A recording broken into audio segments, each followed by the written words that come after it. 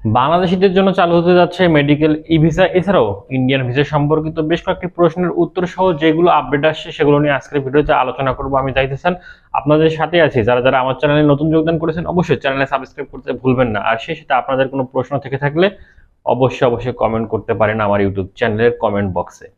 আর আপনারা যদি আমার মাধ্যমে আপনাদের ভিসার আবেদন করে নিতে চান তাহলে যত দ্রুত পারেন ডিসক্রিপশনে দেওয়া লিঙ্ক থেকে আমার পেজে এসএমএস করেন, আমি আপনাদের হয়ে ভিসার আবেদন করে নিব বা আমার টিম আপনাদের হয়ে ভিসার আবেদন করে দিবে।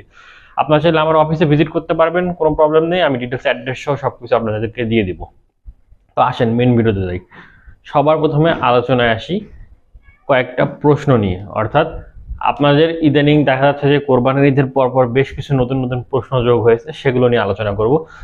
অনেকেই নেপাল ভ্রমণে যেতে চাচ্ছেন। নেপাল ভ্রমণে যাওয়ার জন্য আপনাদের কি করতে হবে? অনেকে বলতেছেন যে ভাইয়া বাই রোডে নেপাল কিভাবে যাব। যারা বাই রোডে নেপাল যেতে যাচ্ছেন তাদেরকে বলে রাখি যে বাংলাদেশ থেকে নেপালে যাওয়ার বাই রোডের এখন কোনো সিস্টেম নেই, শুধুমাত্র প্লেনে যেতে পারবেন, এছাড়া আর কোনো অপশন নাই। কেননা বাই রোডে নেপাল যাইতে গেলে আপনাদের প্রয়োজন হবে ভারতীয় ট্রানজিট ভিসা, এবং ভারত সরকার ট্রানজিট ভিসাটা বন্ধ করে রাখছে, দিচ্ছে না। মনে রাখবেন বাই রোডে নেপাল যাইতে গেলে ভারত হয়ে যেতে হবে এবং সেই জন্য ভারতীয় ট্রানজিট ভিসা অবশ্যই প্রয়োজন। যেহেতু ট্রানজিট ভিসা ভারতীয় সরকার দিচ্ছে না, তাই অবশ্যই আপনারা চেষ্টা করবেন যে প্লেনে করে যাওয়ার জন্য 1 মাস আগে থেকে টিকিট কেটে রাখলে প্লেনের টিকিটের ভাড়া 4-5 হাজার টাকা কমে করতে পারবেন, আপনাদের জন্য সুবিধা হবে। যদিও বা প্লেনের টিকিটের টাকা দিয়েই কিন্তু বাই রোডে নেপাল ঘুরে আসা সম্ভব ছিল, কিন্তু ভারত সরকার আমাদের কাছ থেকে সবকিছু নিচ্ছে, তারা কিছু দিচ্ছে না, যে কারণে আসলে এখন বাই রোডে নেপাল যাওয়া সম্ভব নয় বাংলাদেশিদের জন্য। যদি আবার ট্রানজিট ভিসা চালু করে তাহলে হয়তো আবার সম্ভব হবে। এবার আসি ভিসা আবেদনে অনেকেই ভুল করতেছে, সেটা কিরকম যে অনেকের নাম রয়েছে যেমন আজকে একজন কি সরকার একটা নাম ছিল, তো তার নামের সামনে ফর এক্সাম্পল এক্স সরকার, তার নাম সংশোধন করা হয়েছে, করার পর সরকার বাদ গেছে, এক্স থেকে গেছে। এখন সে এফিডেভিট করে নাই, ভিসার আবেদন জমা দেওয়ার কারণে রিজেক্ট হয়েছে। আপনি অবশ্যই মনে রাখবেন যে আপনার নাম, আপনার অ্যাড্রেস কিংবা আপনার যে কোনো কিছু, জন্মসাল, যা ইচ্ছা, পাসপোর্টের মধ্যে যদি কোনো কিছু সংশোধন করেন কিংবা এনআইডির মধ্যে যদি কোনো কিছু সংশোধন করে থাকেন অবশ্যই এফিডেভিট করে নেবেন। এফিডেভিট না করলে আপনি ভিসা পাবেন না, কোনোভাবেই ভিসা পাবেন না। এবার আসি মেডিকেল ভিসা সম্পর্কে একটা তথ্য সবাইকে জানিয়ে রাখি। গত ভিডিওতে যেটা বলেছিলাম, যারা মেডিকেল ভিসা ডক্টরের অ্যাপয়েন্টমেন্ট নিয়ে যাচ্ছেন, অর্থাৎ যে হসপিটালে ডক্টরকে দেখাবেন কথা বলে অ্যাপয়েন্টমেন্ট নিয়ে মেডিকেল ভিসা করতেছেন, করে অন্য ডক্টরকে দেখাচ্ছেন, তারা সাবধান থেকে যান। আপনারা পড়তে যাচ্ছেন বড় রকম বিপদে। যদি আপনারা এই নিয়মটি ফলো না করে থাকেন, আমার এর আগের ভিডিওটা, যেটা লিঙ্ক আমি ডিসক্রিপশনে দিয়ে দিব, ওটা দেখে নিন।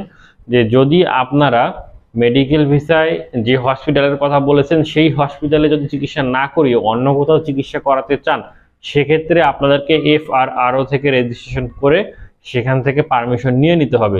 যদি পারমিশন না নেন তাহলে 5 বছরের জন্য রিজেক্ট খাওয়ার সম্ভাবনা সব থেকে বেশি। কপাল ভালো থাকলে খাবেন না, না হলে রিজেক্ট খাবেন। তাই সবাইকে বলছি সাবধান হয়ে যান।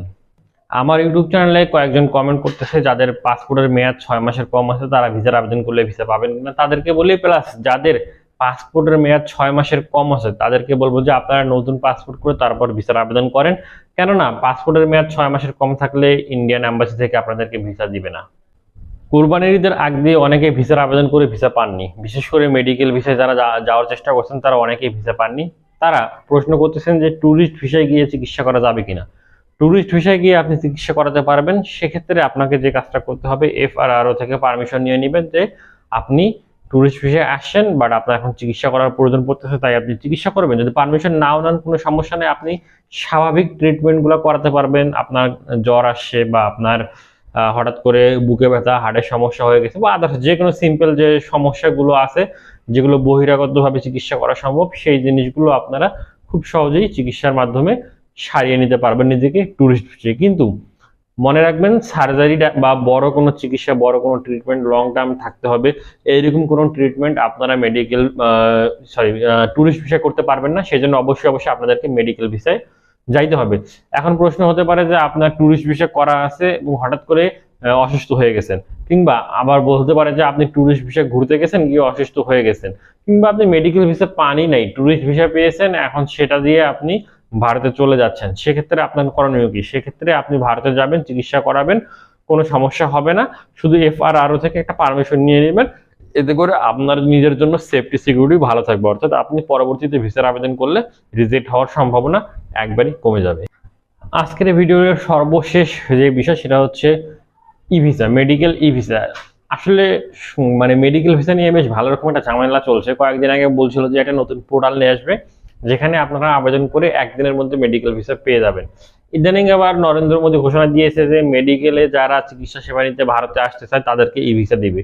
তো আমি জানি না কতটুকু কি কবে নাগাদ কি হবে, এটার এখনো কোনো নিউজ নেই। তবে যেহেতু নরেন্দ্র মোদী শেখ হাসিনাকে আশা ভরসা দিয়েছে যে আমরা চিকিৎসা প্রার্থীদের কাছে মেডিকেল ই ভিসা পৌঁছানোর ব্যবস্থা করতেছি, অর্থাৎ আপনারা অনলাইনে আবেদন করেই ভিসা পেয়ে যাবেন এখন থেকে। কবে নাগাদ চালু হবে সেটা জানি না, যদি চালু হয়ে যায় আপনাদেরকে আপডেট করে জানানো হবে।